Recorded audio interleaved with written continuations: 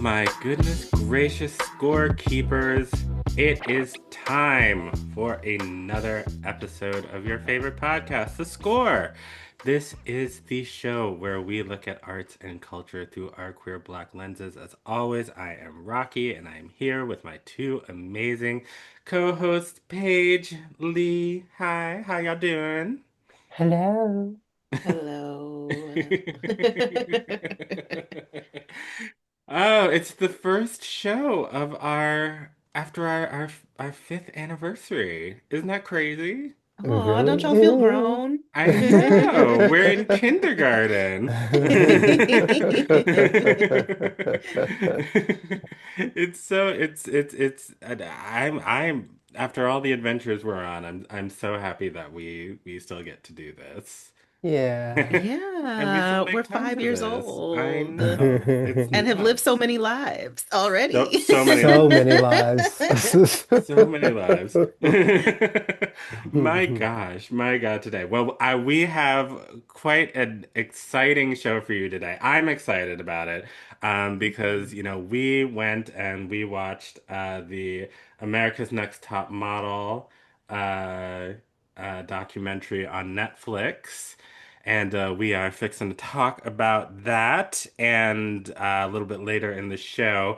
Spoiler alert, uh, Tyra Banks is Donald Trump. I'm just gonna say it. Yeah. Say it and say it one more time for the people in the back. Tyra Banks is Donald Trump. Mm, Hmm.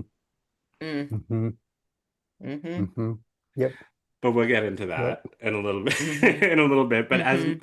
as most of you scorekeepers, or all of you scorekeepers who have been with us for the past 5 years know, we started as a product of Minnesota Opera, where we all used to work, and we used to talk about opera and uh,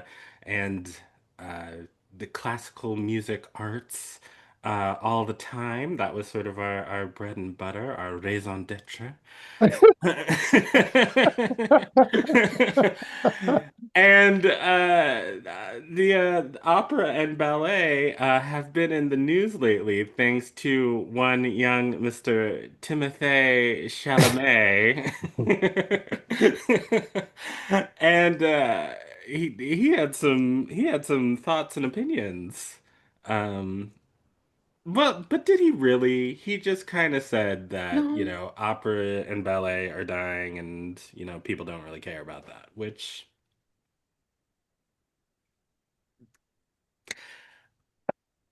I'm gonna turn the floor over to whichever one of y'all would like to speak on this. And Mm-hmm. if you have any opinions for about Mr. Chalamet. I do. All right. I do. It's funny, and it's actually been funny to watch some of the uproar. I think partly because we all three of us worked at the opera together and we've been talking about this for years. Oh, we know it's no secret that he's like kind of not wrong. Like he's not wrong. And here's the thing. People when a person who is personally invested in classical arts like opera and ballet and going to see orchestras and things like that, they're looking at this and taking it personally as someone Yeah. who Hmm. is either a fan or an artist.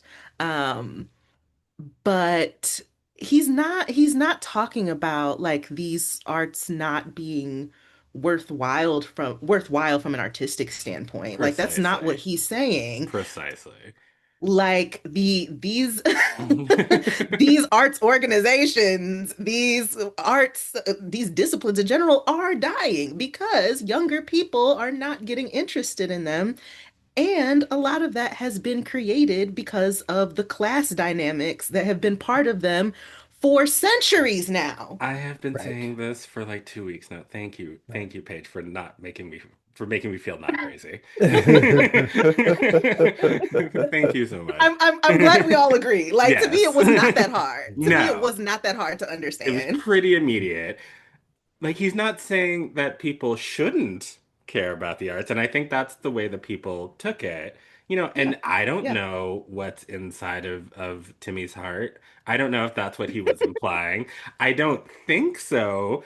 Like based on the fact that, he has three immediate family members who danced in the New York City Ballet. He's talked about like growing up at Lincoln Center and how that has sort of shaped him as an artist and all of these things. So Mhm. I don't think he's saying that people shouldn't. I'm just saying he's just saying that people don't. Yeah.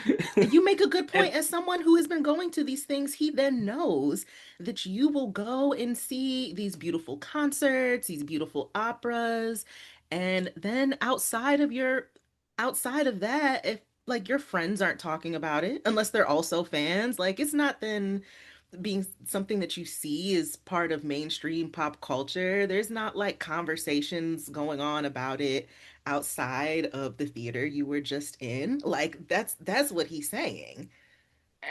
yes, and as a former arts marketer, somebody who used to try and sell opera to people for the better part of a decade, like we see the numbers. Like Yeah, it's just data. It's I've just seen the literal data. like it's like I understand that if you are an artist, that perhaps that was hard to hear. Perhaps it Yeah. was even sort of rude with the sort of bluntness of the delivery. I understand if you are a funder or you are someone who's looking for funding, perhaps that was counterproductive. But as a marketer, it's like, uh, uh-huh. Yeah, absolutely. And, Mhm. especially sitting here in 2026, like where we are seeing all of these companies, and I'm not talking about any company in particular, but I'm just talking about like the general trends of the industry. The way that we have seen like community engagement and DEI and equity programs get thrown out gleefully in 2024 so that we could, and we're complying in advance so we can like get our funding from the federal government so we can go back to our $3,000 a plate galas at the Plaza Hotel, and we can get back those donors who were you know well, once you stop with all this woke shit, I'll start donating again. You know, like, and that was a choice. That was a choice, Hmm.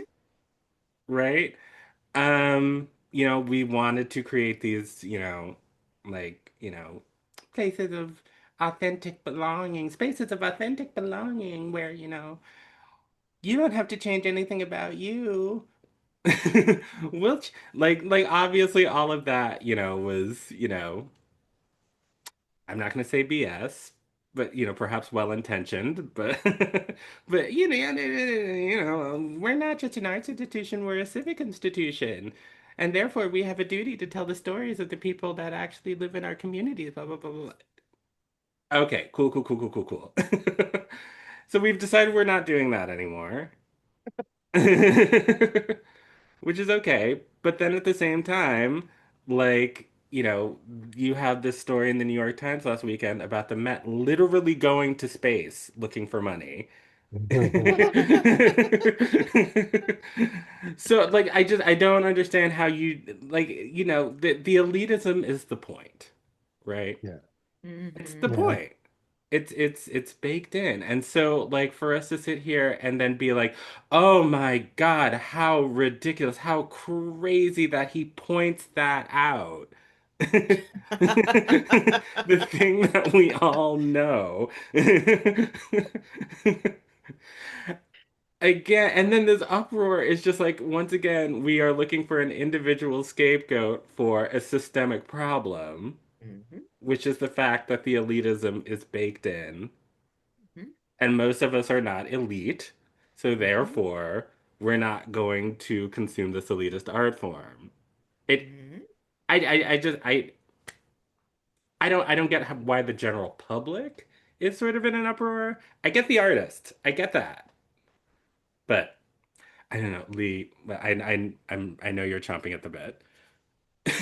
Well, I mean, I more or less agree with like the thrust of what both of you were saying, because obviously the year and a half we worked together, we had the jobs that we had because the general public do not care about certain art forms anymore. And I think all of us have an investment in making sure that Black people in particular have access to whatever Black people would like to have access to. Yes. And that was Period. always, one of the interpretive frameworks I had about that job.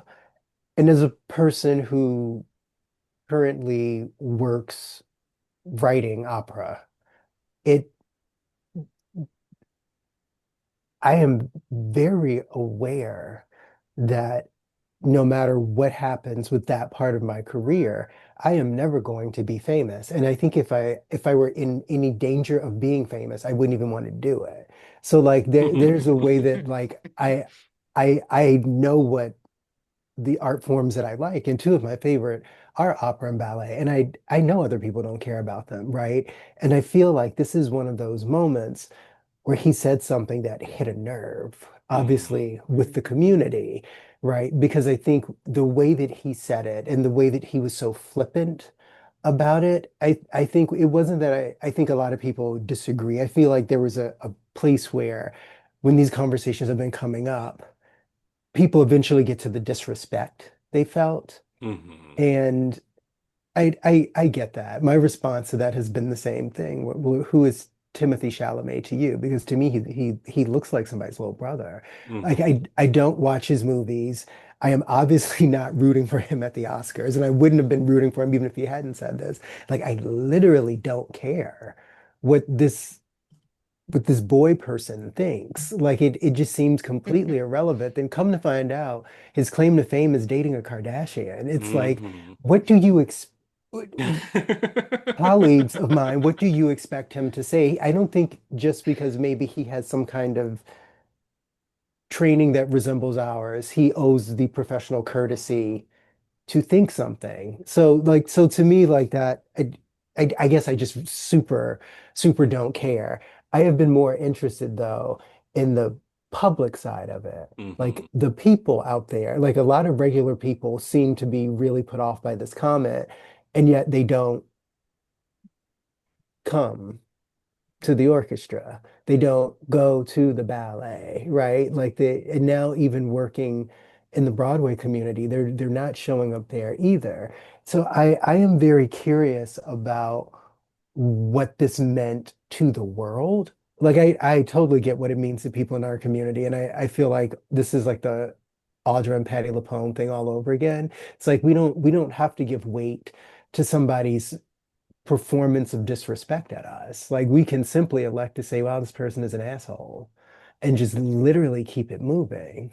So like I guess I don't know why people, but I am often unbothered by things that people say. So I don't know.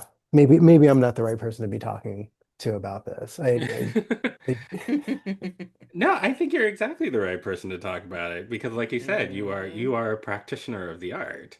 So, I think your opinion is, I mean, I've never written an opera in my life. I've never performed an opera in my life. So I don't know what that's like. But I know that it takes a lot of training and it takes a lot of hard work. Right? So I get why you that the delivery of it yeah, would sting. Yeah. yeah, I think like yeah. as a marketer, someone who has been like behind the scenes, who's been trying to, so and who also, you know Lee, who's also an Aquarius moon. I I have a tendency to be sort of a little logical and analytical about it and like not sort of get my feelings involved in it and just like let's look at the merits of what he's saying. Um, Even though he said it like a Capricorn would. Um, But and he's it not saying anything that any of us don't all know. Like, exactly. so like there was something I read. maybe it was Misty Copeland. She had like a really an appropriately thoughtful response to it where she said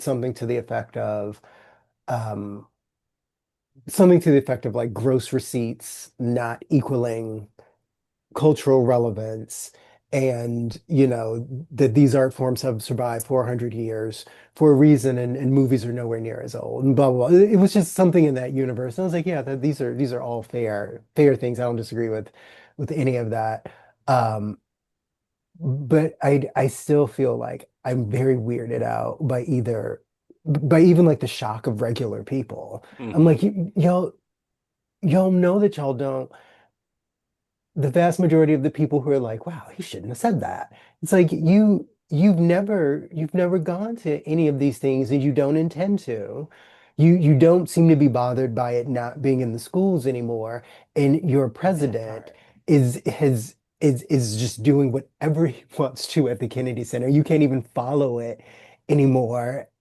And not saying in the grand scheme of all the things to be upset that Trump is doing, that people should be more upset about that.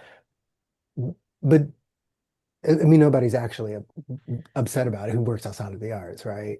Yeah, and these videos that have gone viral this week of like the deposition of the Doge employees talking about like the grants that they canceled at That the was National Endowment of the Humanities. wild. It's wild. In Oh, I haven't gotten into that. oh, Oh, it's you've got to see Y'all, there's this. so much in the news. There's so much.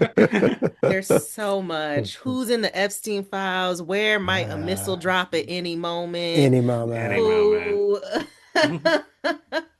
So it's but just talking about like the arts and the humanities in general, it's like, we have like a federal government led by this man who is dismantling everything.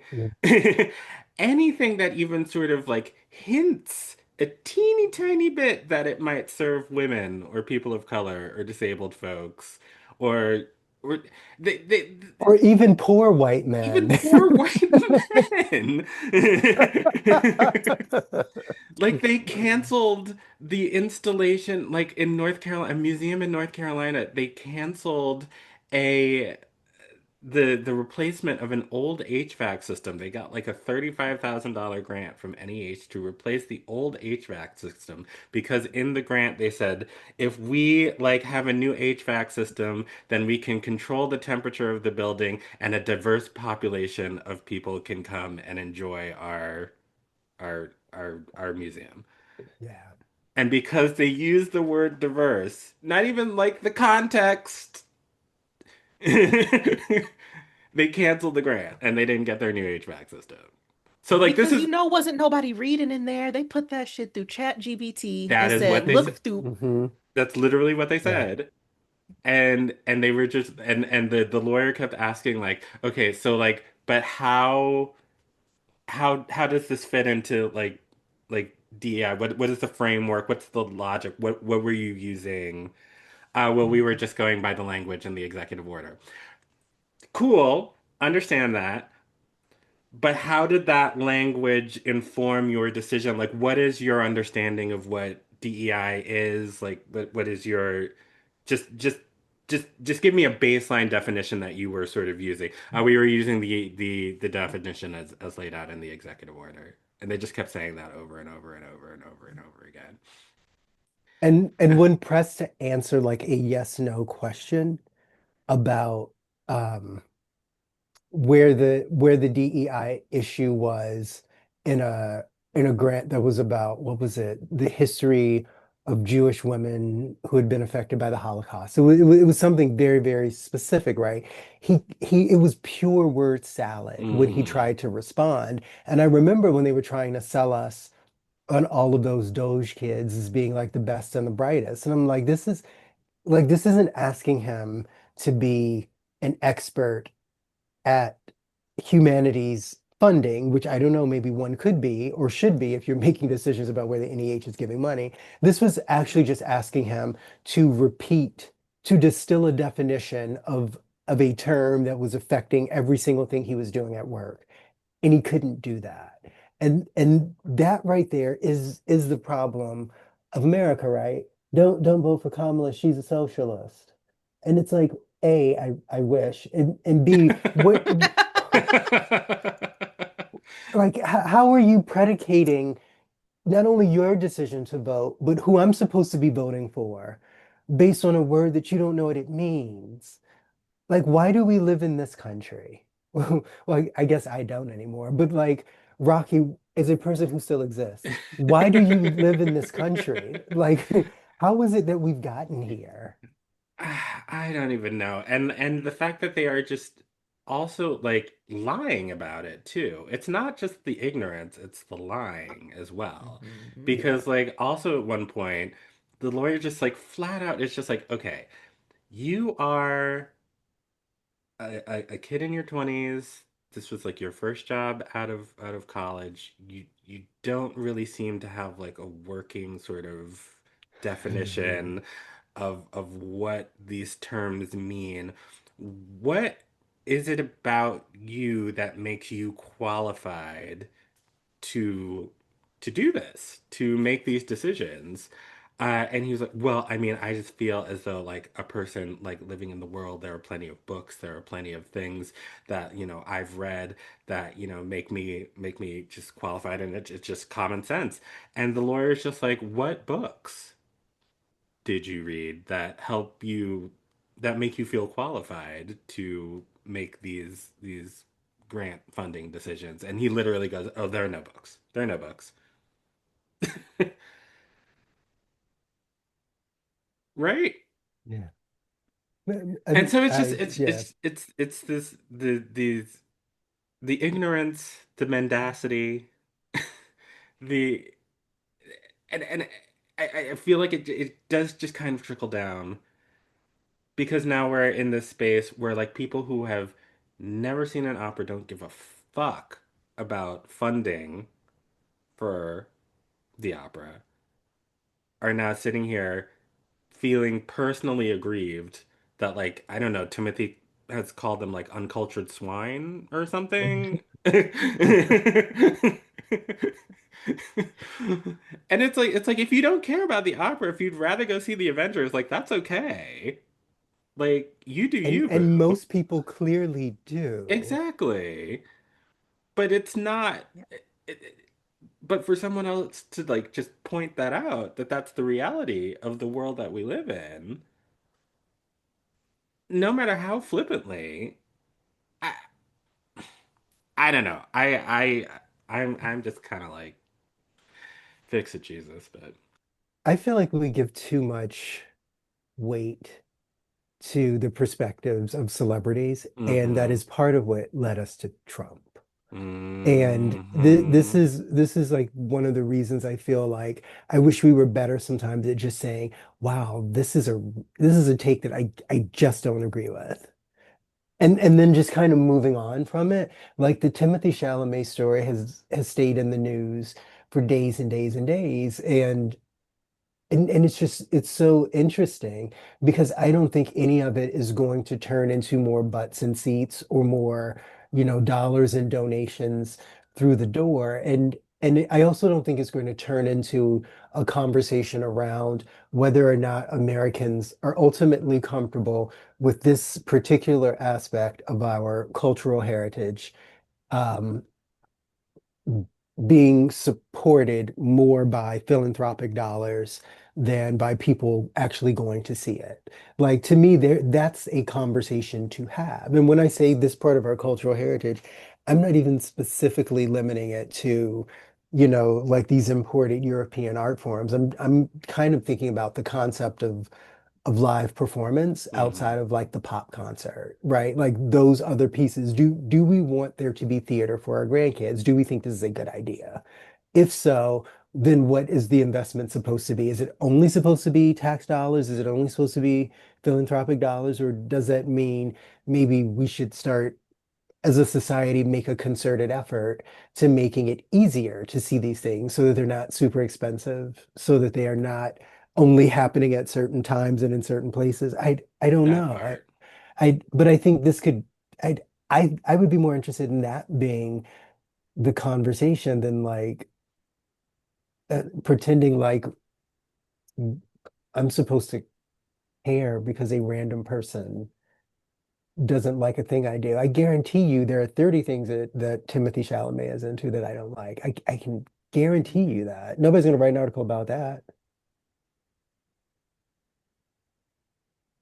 Amen. Not Yeah. sure. Now I'm mad. Yep. Yep. That's it. I mean, that's it. That's really it, and I when you were speaking, I was thinking about something that Giselle Bird said on an episode of Art Oh. Class about like, and also perhaps just like going beyond the art and actually being a part of the community and like, Mm, mm. you know, maybe, Well, what we don't need right now is a play. Maybe, people in the community need groceries. People in Well, now the you're talking community crazy. needs transportation. Maybe we can, some sort of mutual aid situation, and maybe instead of, La Boheme, but this time it's in space. Maybe if companies were like, arts companies, like especially the big institutions, were like fulfilling a community need.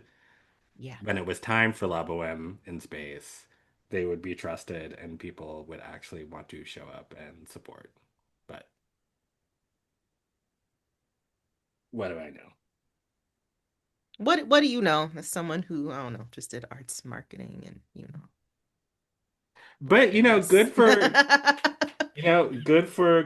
all the companies that I have seen that are using put in the offer code Timothy for 25% off your tickets. Y'all did that. Y'all Okay, did that. I hope okay. y'all sold some tickets. Right, right.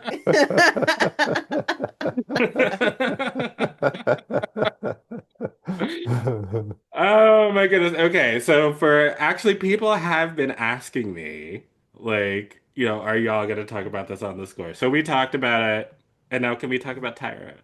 Because that's Yes. what I really want to talk about. All right, we'll be right back to talk about Lord, this woman. Mm. Okay, we'll be right back. We'll be right back.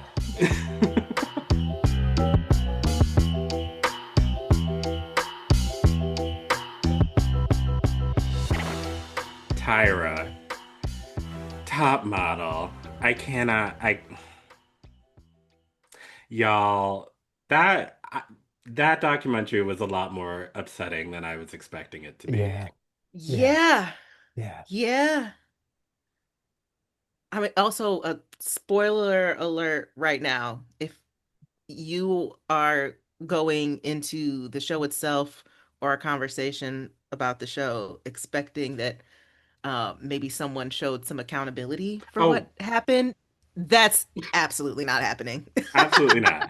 Absolutely not. We got a little bit of like here and there, maybe like an I regret that, or when we were talking about Kenya getting sexually harassed on the set, she was like, "Oh, she deserved more than what I gave her."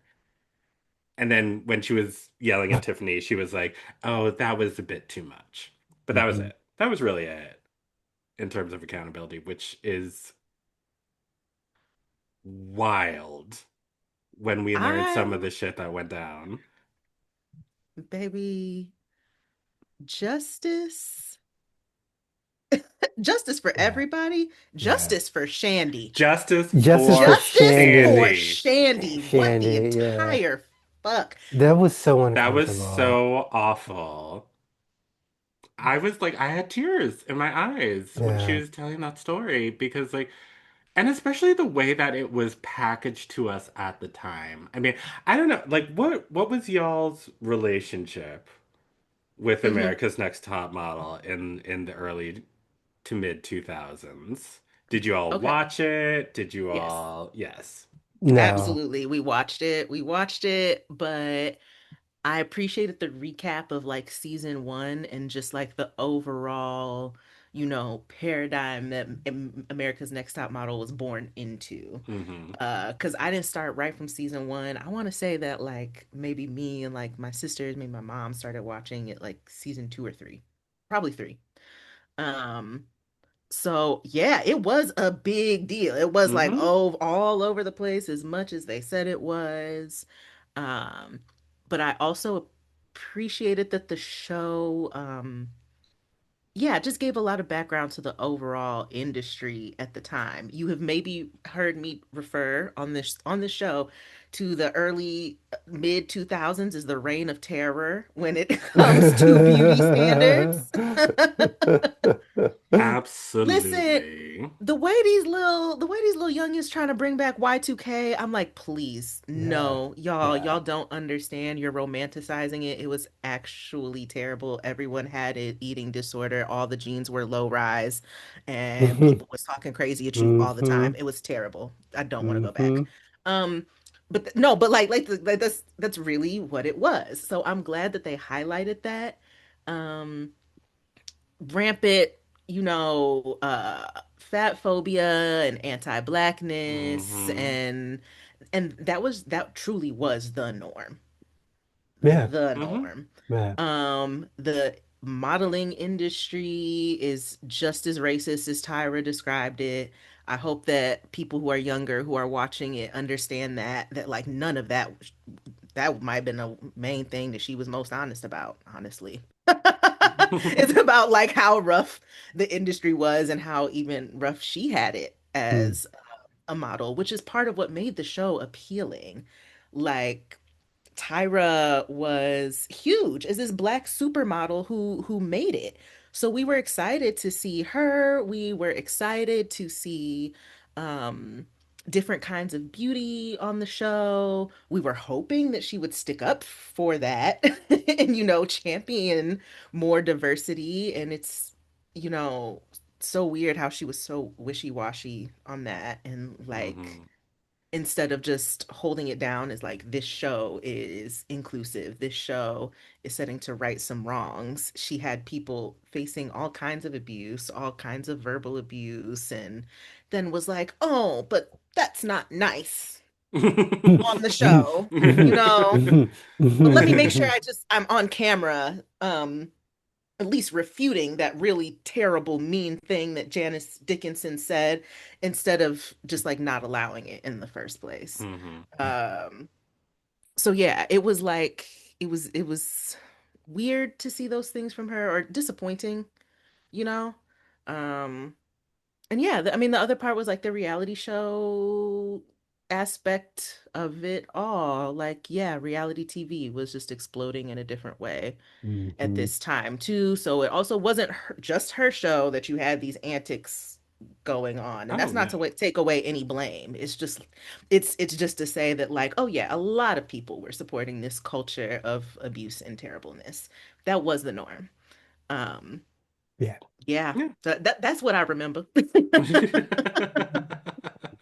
And it was like that. I think that tone you described, Paige, is kind of like broadly applicable to what the early aughts were like in other places. The comedy Mm-hmm. was generally that. If you remember how popular shows like The Office were, that idea that like this period, this, post 9/11 period where all of a sudden I feel like it sort of dismantled the political correctness of the Clinton era. And all of a sudden, Mhm. people were luxuriating and being awful. Um, and I didn't watch reality. I didn't really watch a lot of reality television. Then the only thing I watched in that period was American Idol, and I didn't. I've always been very interested in fashion, but not very interested in modeling. So this show wasn't. It never jumped out at me. But I will say briefly that there have been models that I've liked a lot.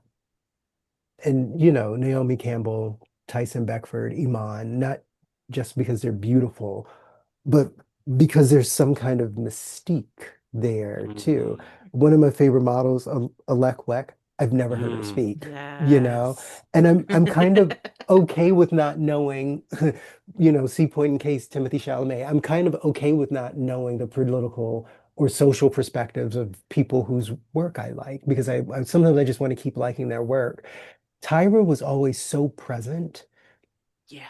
in Hmm. everything. And unfortunately, the personality that came out to me was always very fake and very, very unpleasant. And I did not like her talk show. I didn't enjoy when she would like pop up as a guest star on this show or in this movie. Like there was something about her that I felt was inauthentic and also I don't know the word for it, but like maybe she was so obviously problematically self-absorbed. Hmm. If you can be in an interview, a one-on-one interview with Naomi Campbell, and you come out looking like the self-absorbed crazy one, you have put in work to land there. And I have just never been a fan of Tyra. And so all I felt watching these episodes were that I knew it. I always knew it. This was the proof I needed, but I knew it. And I've been saying to people for years, she's a terrible person. She's an absolutely terrible person. You know, Do you I feel vindicated? yes. I really do. I mean, yes to everything that you both have said. I think when Top Model started, like I was in college and my friends and I would get together and watch it almost every week. It became sort of a just a fun thing, an excuse for us to like get together and have a few drinks and like have a laugh because the show was so campy and so clearly like sort of inauthentic. Like she's making these like overtures like, oh my god, we are bringing these girls from all these different walks of life and showcasing a different kind of beauty, and it's like, no girl, you're taking a picture of a girl in a coffin 2 days after she said her best friend died. Like it was so obviously Oh, insane, and oh, crazy that it veered like so far from like what they were trying to portray that it was comical. But I think we could have that perspective because we were grown-ups. I can't even imagine what it would be like to like watch that like as a yeah, kid yeah, and see those messages because we understood the authenticity of it. We understood the plasticness of it. And so then for Tyra to come out and be like, oh my God, I had all these lofty, noble ideas and like whatever. It's like, no, you didn't. yeah. You wanted No, to you make a TV didn't. show. You wanted to make And money. she wanted to make a buck. You wanted to Like, right? and you had this huge pool of young, poor girls from around the country who Mhm. wanted to get out of the Walgreens, wanted to get out of their small towns with like their houses with black mold and all the stuff that Danny was talking about in Arkansas and make it big as like a huge fashion model. And so you just had all of these young innocent people to exploit and put into this pipeline, Mhm. make yourself a couple $1 million on this TV show and then abandon them. Like that's literally what you set out to do. I'm so sorry. Like you weren't going to make all of these girls supermodels. You weren't going to turn all of them into Naomi Campbell or Cindy Crawford or Linda Evangelista, and you knew that. You knew that. You Well, knew what she also knew is she wasn't going to turn any of them into that. right. And I feel like that's what's like extra fucked up because it's not even the cash grab of American Idol, right? Where it's so Hmm. clear that like, oh no, whatever else is happening, we're about to make a lot of money. Like Mm. that's not even what they were doing. They were playing in people's faces Hmm. for the Yeah. sheer entertainment of it. I'm gonna make you have oral surgery. I'm gonna cut off all your hair. And then clown you later because you have an odd-shaped head. It was like those kinds of things. That's like a cross between that Ashton Kutcher show on NBC and or MTV and Mean Punked. Girls. Yeah, like it's Hmm. like you're just playing Mhm. games with people because you're mean and stupid. And the fact that this was shaped not just as entertainment for the public, but that there was also some level of like, I don't know, like merit. Like the girls who were doing the best in the competition were the ones who were going to win, or something like that, as opposed to all of that being staged as Hmm. well. Hmm. That's I found it sick and twisted. Like sick. Very. I The mean, fake also, benevolence of it all. that's the Yeah. thing, like the sanctimoniousness. Like Yeah. I'm changing Yeah. this industry. Like you're changing them. Like it's not like, we're talking about like some sort of humanitarian, like America's next top like philanthropist, America's next Right. top humanitarian. Like we're talking about the modeling industry. Like, Yeah. I The mean, only thing that I will, mm, I don't even know if I could give this to Tyra necessarily. Maybe a combination of forces and people. It did make a difference to have plus size models on that show. mhm. Speaking as somebody who grew up plus size and who saw that and saw, representation was few and far between. But it's not lost on me how, what was her name? Whitney won Whitney. Yeah. and like had one of the most successful careers. Because it really Yeah. did help to open things up with just the idea of plus size modeling in general. And seeing them go through the incredible, painful thing that all of us have experienced if you plus size going somewhere and nobody got your size clothes and nobody thought about whether you could wear what was there. Um, but like they're really, and I'm not saying this was all because of Top Model, but there was a shift that they contributed to. The reign of terror did not last forever.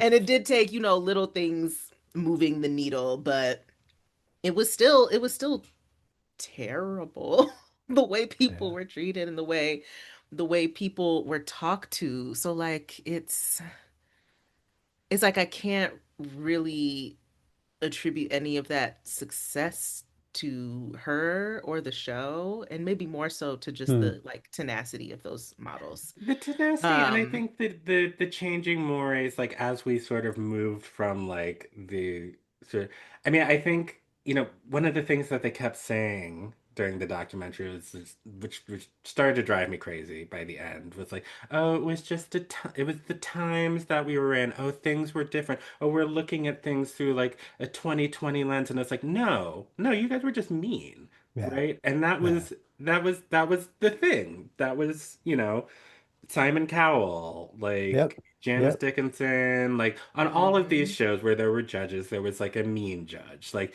even like I think during the Mhm. pandemic, I went back to like watch like an old season of Top Chef because I was just like, I'm bored. Let's move. And like Mhm. now we think of Tom Colicchio as like this sweet like old teddy bear, like But this he was dad not those figure. early seasons. He was so mean that I had to Yeah. turn it off. 'Cause Yeah. he was so mean. He would like make people cry over their food. Yeah. So it's like that was part of the time. And I think like as we sort of moved into the Obama era and sort of, more sort of towards moving towards more wokish times. The culture of reality TV sort of shifted and more people were able to sort of open their minds and sort of see like how fucked up all of this was. But like we were all talking about the fat phobia Yeah. at the time. We were Yeah. talking about how abusive the judges were at the time. Like these weren't conversations that weren't being had. We were talking about the homophobia at the Yeah. time, like with Mhm. Ebony and her girlfriend and Robin being like, I'm uncomfortable with her and her girlfriend being in my apartment. Like anyway, like And the we show was big enough that even if you didn't watch it, like a lot of those conversations did penetrate and yeah, exactly. The to blackface shoot. yeah. That Oh my was God. a huge topic of conversation offline. Yeah. No, Like, absolutely. like people who didn't watch the show knew that Top Model had done a blackface shoot and that was a problem. Like, that's not a 2020 lens that we're looking through. That was like 2007 or whatever that happened. We knew that that was not okay. And then the And fact that they did it again several seasons later just shows me that they were. No, this was by design. Anyway, I'm sorry. and Keep going, Lee. well, just to your point, Paige. even though before I watched this, I had never heard of Whitney, I certainly knew who Takara was. Hmm. And she was far and away, for me, the most present person who had been on this show. And it was only years later that I was able, even with Ava Marcel and Yaya DaCosta, like I kind of knew them as just people. I didn't even know that they had come out of Top Model. Like, and I feel like it managed to do a thing for black models as well that, I feel like this was clearly not what Tyra was trying to do. And I feel like No. maybe it happened in spite of it. But, you know, Danny is a very recognizable. I remember that makeup campaign that she did because who Yes. else had cheekbones like that? Like Yes.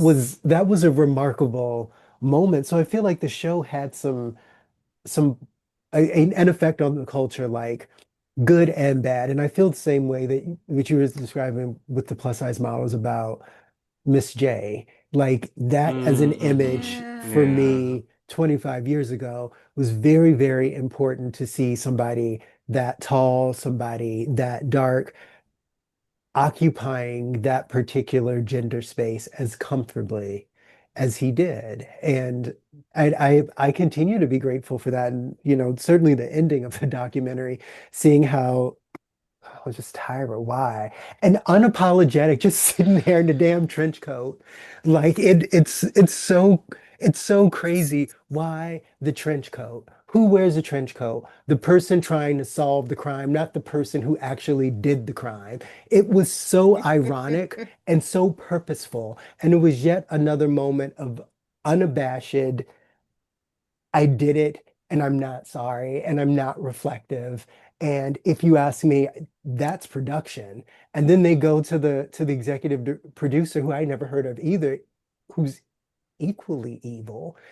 The fact that he Oh said, yeah, let's get into it. oh, only the Mm. one shoot where they had to be murder victims, that was the only thing that now he wouldn't do again. I'm like, the only thing? Th- We've been sitting here for an hour and a half that pissed hearing me off. horror after horror. Sexual assault, sexual But we were a harassment. documentary. Like, We had to get it and we had to show it. this is not a Y'all documentary, sir. recorded a girl's sexual assault like it was nothing, Like left it in literally, the show, literally and went into the shower. this is the thing, one thing that you're like, oh, maybe we shouldn't have done that. Y'all Like, recorded someone's sexual assault, you uh ca purposely triggered some of people's deepest traumas. Mm. Over and Um, over and over and over over and again. again. absolutely. Knowing Encouraged that, eating disorders, exacerbated and encouraged eating disorders, knowing that blackface. knowing that that girl, her mother was a victim of gun violence Yeah. and making her shoot like pretend to be a gunshot victim. Like that's insane. The fact that like nobody like y'all watch this girl, this 18-year-old girl in a foreign country drink 2 bottles of wine by herself, get in a hot tub, have this man assault her from top to and nobody stopped it at all. Didn't even occur to y'all to stop it. Didn't even occur to you to stop it. And then for that to be pointed out and for you to be like, "Oh, well that was more production." You're the executive producer, ma'am. Thank you. Like actually production is your responsibility. It's there in your title.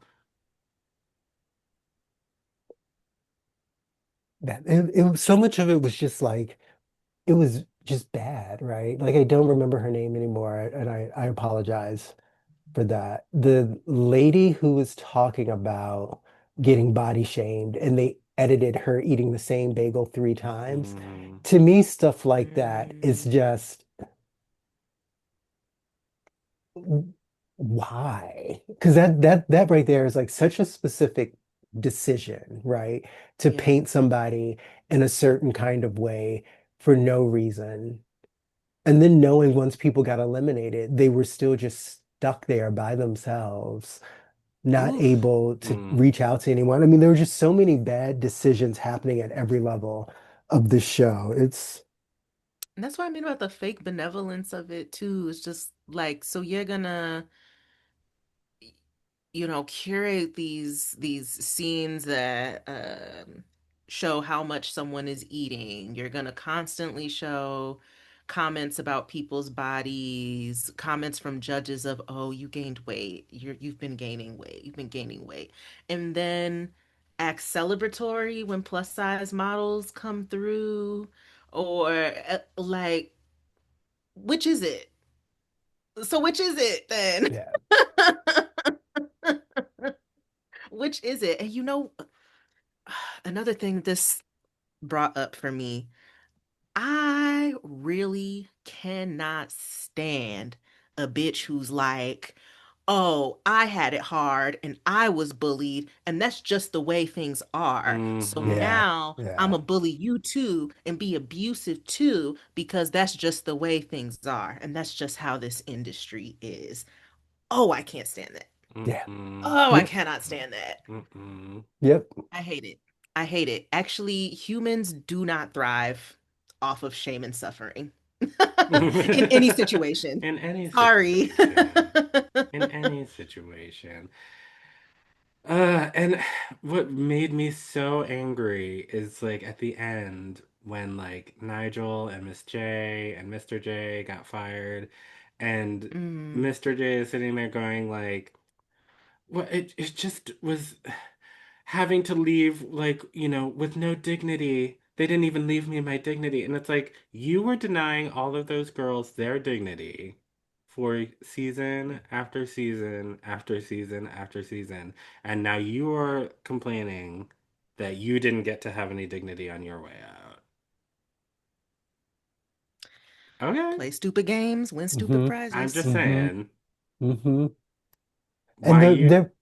no, please go ahead. No, I was just gonna say why you didn't think that that boomerang was gonna come back on you. I Uh, have no es- idea.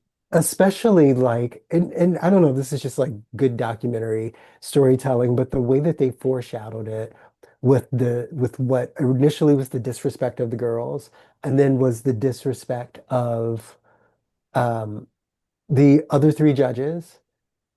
Uh, I mean, Tyra is it's going to come back and land in your lap at some point, Hmm. right? Mhm.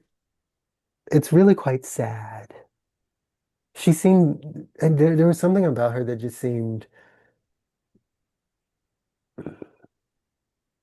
tragic, like in in a like Sunset Boulevard kind of a way.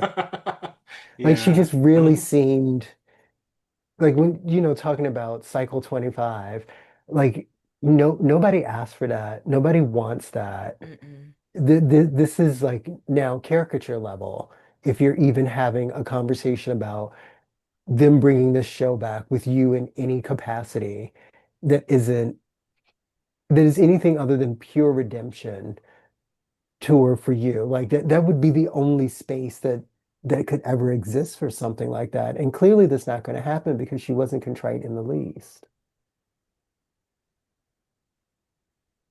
I mean, like, even at the end, when she was just like, I really want to thank all of these young people who are calling me out on all the bullshit that we perpetrated 20 years ago.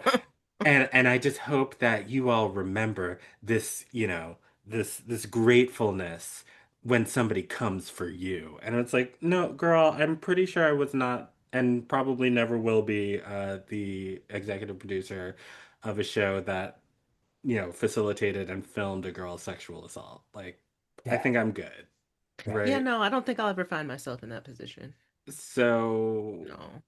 like, until you can actually, like, sit back and say like that was fucked up and crazy and I'm so sorry, Shandy, and like here is a check, a big fat check, and some flowers.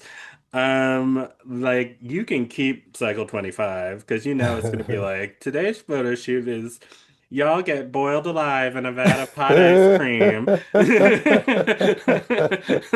Like, no, we don't need that. Thank you though. Jesus Right. Christ. It's it's it's so much. It's so much to watch all of those back to back to back to back like that Hmm.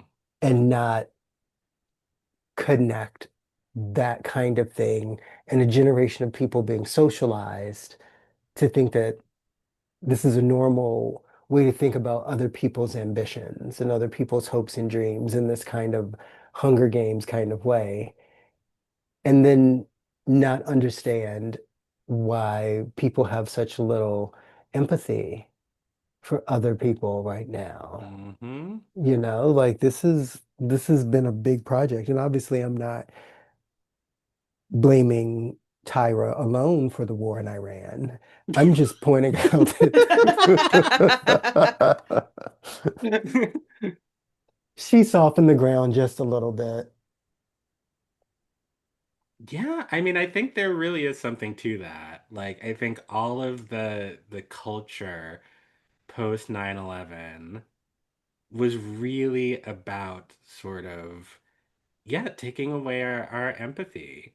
Yeah. Because like if there's Mhm. anyone that like I personally would feel empathetic towards, it's young 18-year-olds like pursuing their dreams of stardom in the entertainment industry. That was me in the Hmm. 2000s. But even then, like I'm sitting there and I'm like agreeing with Simon Cowell, like she was flat, so she should die.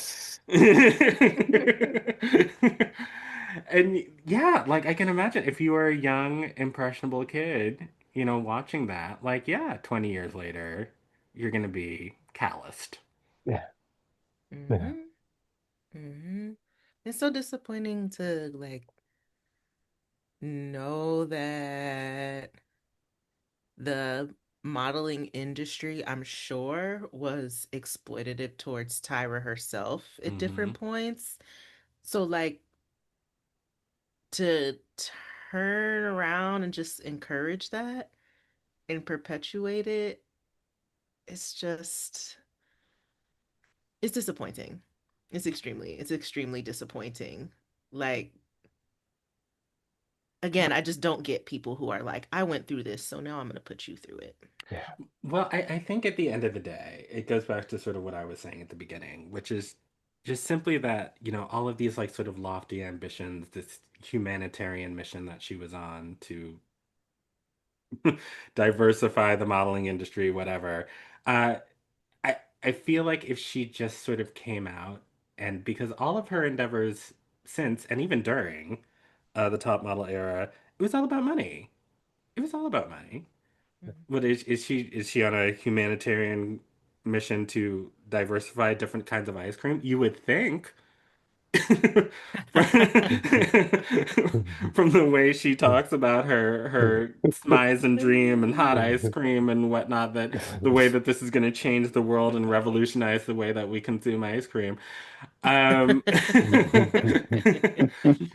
But if it was just like, yeah, back in the 2000s, I was really worried about sort of my relevance in the industry, and I knew that I had to pivot, and I was worried about like, keeping a roof over my head and continuing the life to which I had become accustomed. And so I thought about a TV show, and we could make a whole lot of money, exploiting these young girls and their dreams, and that's what we did, and it was fucked up, and I'm sorry. Mhm. There you go. That's all you need to say. Just be for real. Just I be mean, for real. overall, it made me reflect on like, yeah, you can make all these excuses about that was the culture at the time. You have to understand that it was just a different time. That was the norm. Da, da, da, da, da. Okay, whatever. You still have choices. You still have Yep. agency. And that culture was created by a bunch of y'all agreeing. A bunch of y'all agreeing to be complacent, a bunch of y'all seeing things and not interrupting it. Like, it doesn't get rid of the personal responsibility, Yeah. like at all. I don't care what was going on at the time. Y'all stood by while all kinds of bullshit was happening. Like to me, that's I don't know where it points to a bigger issue, maybe just across humans and human cultures is always pointing to culture and the times is the reason that somebody did something. And it's like, no, it's also that's a choice. That's a choice that Yeah. you're making to protect yourself, to protect a certain way of doing things, that, comes at the cost of hurting other people, uh, at maybe violating some values that you say you had. Like you're not, it's not your actions and what you say you value are not matching up. And like y'all just have to be accountable for that. But accountability, there was none. None at all. I didn't hear it. I didn't Yeah. hear a single person Yeah. say, um, that was the time, but I still made a choice. I could have spoken up and I did Yeah. not. I could have walked Mhm. away and I did not. I could have stopped that photo shoot and I did not. I didn't hear anybody say anything like that. No, you did not. You and instead, even outside of that, because like after watching it, like I've looked up a couple of articles because I was curious where some of the other characters were, because Janice isn't in Mm, the film, and a couple of other folks. Janice Dickinson had some very interesting conversations or comments about Tyra was the real mean girl, and they needed a Simon Cowell on the show. That was her literal quote, and mm, she said they made me say things that were really coming from them. But those other clips, you know, neither of the Jays came off as being particularly nice on the show. And I'm curious, as people who watched it, were they, I mean, they seem pretty harsh to me. Oh yeah. Oh, I mean, absolutely. they absolutely were, but even more so in hindsight because of the way things were positioned on the show. Hmm. Again, they tried to make it as if like, comments about people's bodies or how terrible they look or that they need to suck it up and stop crying. It's just like the norm. So them saying those things were considered were set up as being baseline, not extra I mean. see. Hmm. I see. Like Yeah, those were yeah. just baseline the way it is kind of thing. And then you have Janice who is a step up, and so then when she says something really wild, then she gets to be the mean one or the mean girl or this really tough like guest who comes in. So yes, what they said, things they said were mean, they were absolutely part of it, and that's not the way it was positioned to the audience. Well, there was a How shift. There interesting. was a shift though about well, whenever Janice left the show. Mm, And they had put because yes, like Miss J was sort of the baseline, but then when Janice left the show, Miss J was installed as a permanent judge and became sort of the Simon Cowell and became sort of the mouthpiece mm, for the mean things. So J's Miss J's role sort of shifted, where as before, like she was kind of you know they were kind of like the tough older sibling who like had something sassy to say about their walk or whatever. Now was the person who was in that role of harshly judging their bodies and saying like the really mm, like mean ridiculous thing.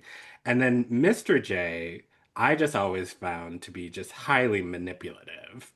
Like his job Interesting. was to be there on the set and to sort of the producer, well, he said in the documentary, like the producers would be like, this girl, isn't bringing it, but for story reasons, we need her to last another 2 weeks. So he'd be on the set, like manipulating, like, okay, like, we really need, some emotion in this shot. So, like, tell us about your mom.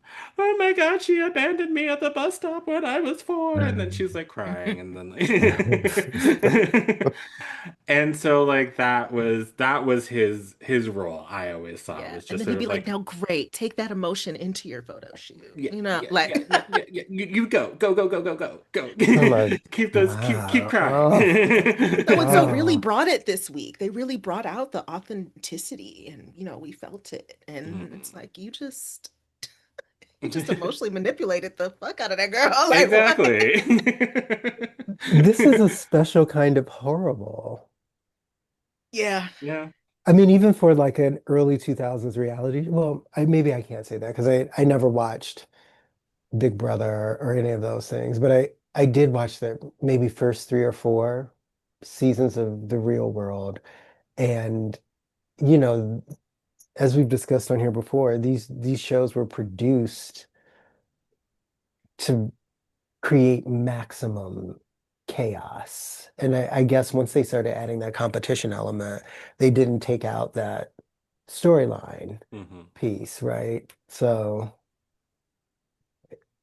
you know what I'm hoping? I'm hoping that we're not going to get in like 5, 10, 20 years an expose of RuPaul where I really have invested a lot of years to hear because this current season I'm feeling is more produced in terms of some of the results than I am interested in. In other words, I don't know why Can You Please is still on here. And I'm just hoping that this level of machination isn't going on behind the scenes. I mean, I'm sure. I hate to tell you, Lee, but I'm sure it is. I really Yeah. am. I'm pretty positive that it is because I mean, Rue has cited Top Model as an inspiration a number of Somebody's probably times. working on the documentary right Yeah, now. I'm yeah. sure somebody's working on it as we speak. I Because hope I I can get mean, in then. because I mean, there have been so many decisions over the years Yeah. Mhm. that clearly felt manipulated. Um, Oh, and I absolutely. would I Absolutely. mean I would love to know the behind the scenes of All Stars 3 and how that ending came to be. Yeah. I mean, I think most people would, right? Hmm. I mean, we know that there have been specific seasons. Do you know that like editing cherry pie out of the entire season, right? Right. Like there are things that they've things that they've had to do, and there are probably other weird choices. But I don't know. This season is feeling very manufactured. But Oh, that's not what I 100%. came here to 100%. say. I was actually about to make a different statement, but I distracted myself. Your point about Miss J becoming the villain. At some point, I would really love to talk about why people want to cast a black femme in that role Mm. so quickly. Like what is the necessity of that? Let's talk about it. We Yeah, need to we need to we need talk to about get into that. it. We need to talk about it. Especially as a realizing that, with overall literacy rates declining, Mm, so is some of our mm, media literacy. yeah. And Mm. people are not realizing that these are stereotypes that have existed for a long, long time. Yep. Like Miss Day was being set up as a sapphire for sure, just the Yeah. queer version. Yeah. But like, we're not talking about those same media tropes anymore, except for the few, youngin, uh, Gen Zers who love making YouTube video essays, and they're the main ones keeping it alive with any kind of critical analysis. God bless y'all. But we should talk about it for real. And I have seen some episodes, and there was a podcast that came out last fall about Top Model called The Mhm. Curse of America's Next Top Model, which was very, very well done. But in the final episode, they were talking about like, are we doing that to Tyra?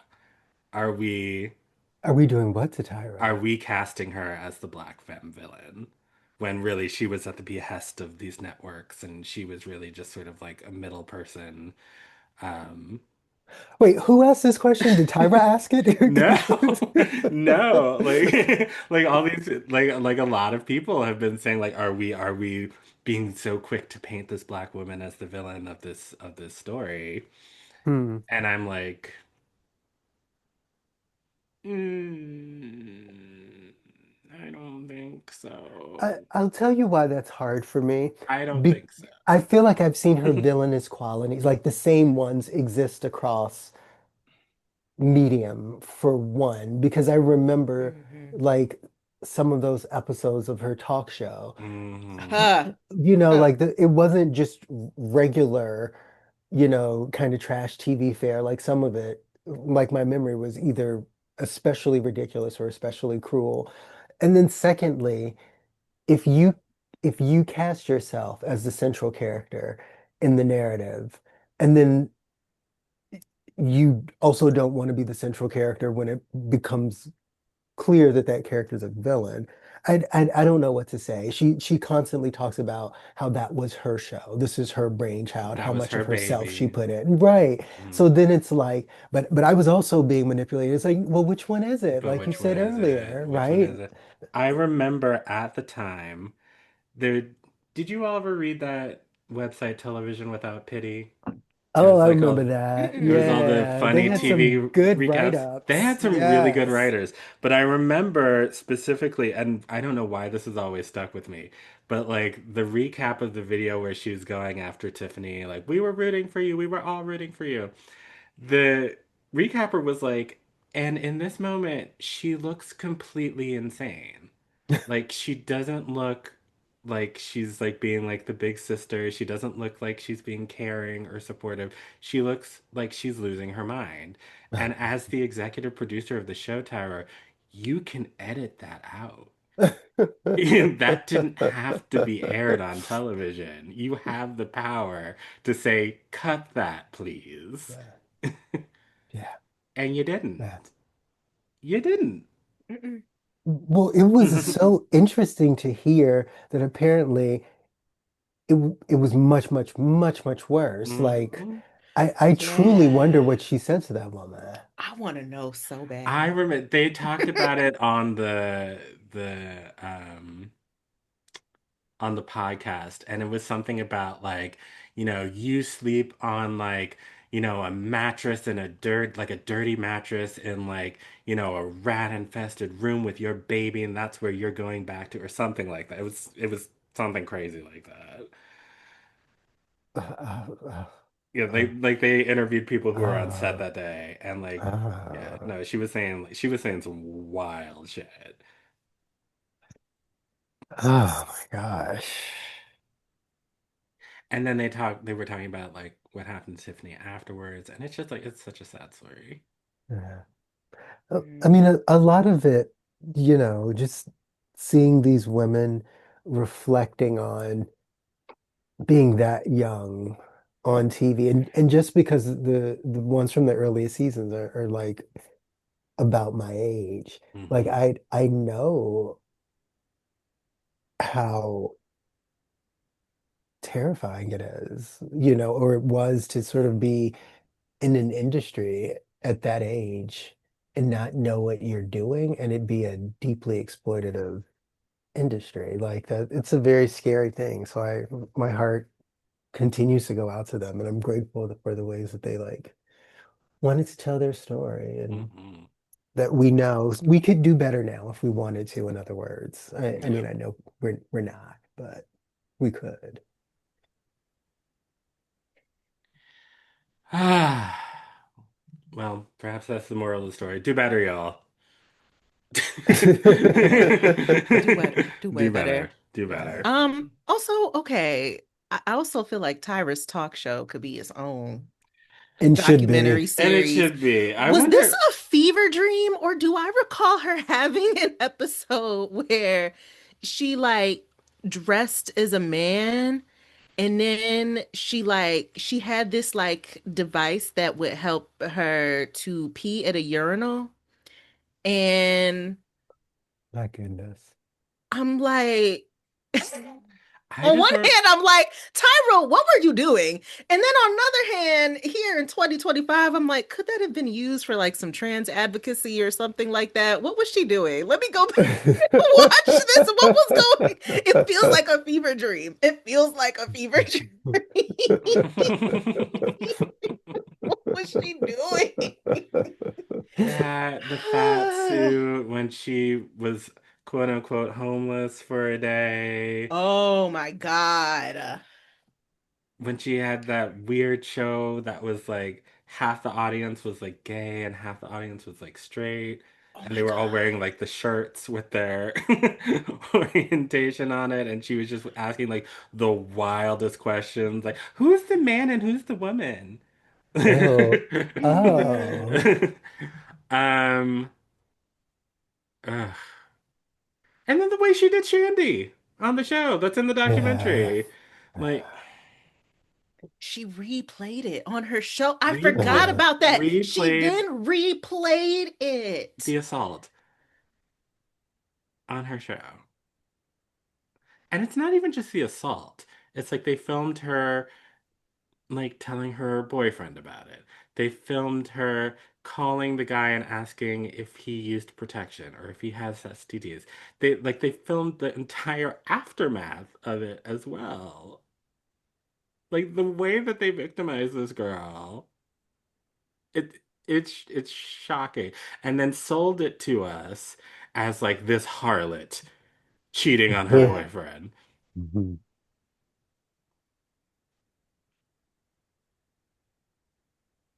Man, They were just Tyra is like, this Donald is just Trump. Rihanna unfaithful and like nothing that is it. No. God damn. Thank God for the Me Too movement. Fuck. Yeah, Mm, seriously. seriously. Seriously. Seriously.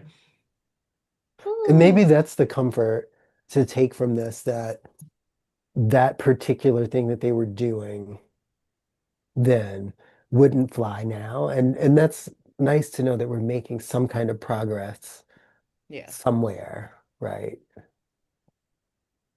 Yeah. Sure, sure. One of the few As one of the we few as we comforts I sit can here take. in the middle of the second Donald Trump administration. Sure. Sure, sure. Was that me grasping? Ooh, let me just get that straw way over there.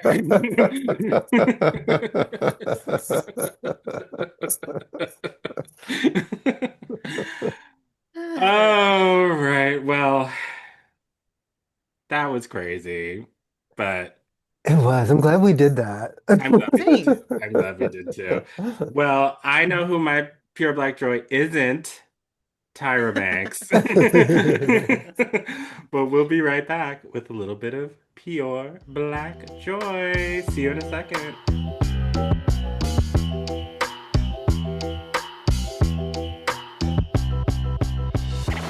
All right, my darlings, it is time for Pure Black Joy. This is the segment where we talk about the black people, places, food, music, art, culture, things that are making us happy this week. And this week, our Pure Black Joy comes from one Dr. Lee Bynum. Dr. Bynum, over to you. Hello. Hello, America. So my pure black joy this week comes right here from New York City, where my new favorite mayor has established a mayor's office of LGBTQIA plus affairs. Yes. Very, very Yes. excited about that because obviously our right to exist is under siege, and establishing an agency level office here in New York to look after this particular piece, I think is going to matter significantly for children and adults who are a part of our community. Also, he has appointed an attorney named Taylor Brown to lead the office, and she is the first openly trans person to lead a New York City agency, and she's also Black. So I am especially excited about this. Taylor Brown, if you're listening, we'd love to have you on the show, and not Absolutely. just to give you a list of Mm. demands.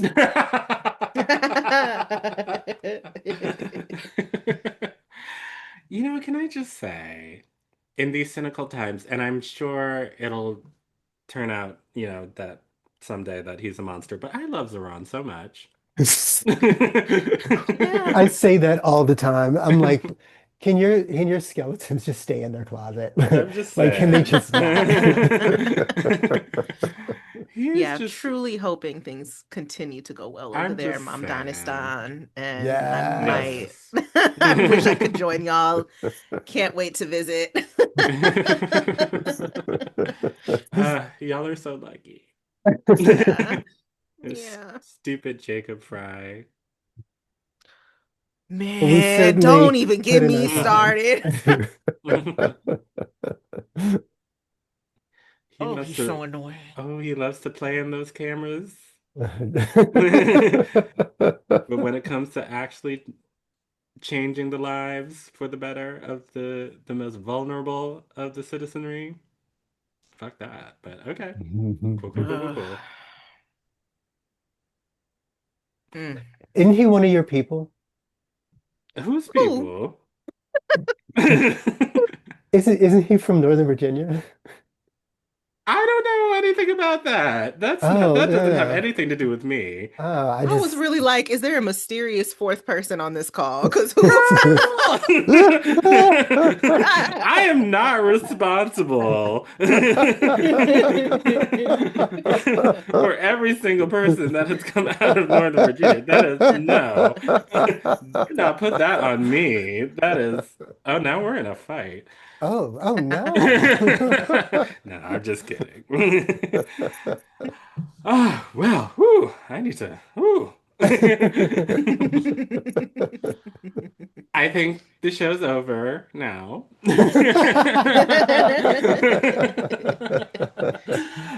But thank you all for listening so much. As always, please do all of the things to help us out and grow our audience and all of those things. So subscribe wherever you're listening. Leave us a review. It really, really helps us out. 5 stars, please. Tell your friends about us, especially if you are on YouTube. Hit that subscribe button because we might get, a coin or two. That would be nice. But I think that's everything. Any words of wisdom before we go?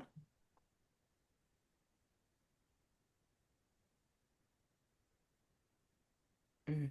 Hmm. I've been thinking about the phrase, the only thing that I got to do is stay black and die. Hmm. Yeah. Yes. That's the only thing you truly have to do. And that can be comforting. In the midst of all this wahala, all this mess, just remember that. Truly, the only thing you have to do, black people, is stay black and die. And let that be a comfort. All I like right. that. I like that too. I like that too. All right, everybody. We will be back in 2 weeks. Until then, be easy, everybody. Bye. Bye. Bye.